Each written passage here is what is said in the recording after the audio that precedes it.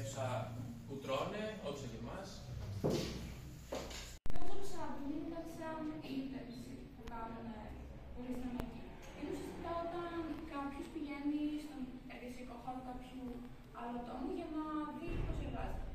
Και μπορεί αυτό να κρατήσει από μία ημέρα έως πολλές εβδομάδες. Οπότε ουσιαστικά εδώ πέρα ο κύριος Τσιγαρίδης και ο κύριος Σταμέλος και πιο πριν στη Φιλανδία η κυρία Πασχαλίδου και η κυρία Κινατζή μπήκαν σε ορισμένα μαθήματα ορισμένων καθηγητών για να δουν πώς διδάσκουν ένα μάθημα την ημέρα και να τελειώσουν σε πόσο χρονικό διάστημα θέλουν να τελειώσουν τώρα στο σχολείο.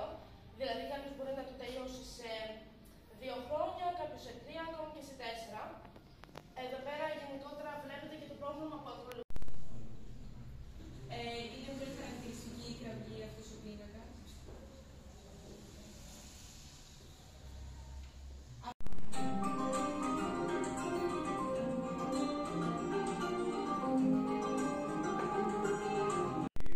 Το Βρετανικό Κοινοβούλιο, απλά ο ένας μαζί πάνω στον άλλο. Αλλά αυτό δεν συμβαίνει εδώ. Απλά είναι πολύ, δηλαδή ο ένας προσπαθεί να βγάλει out τον άλλο.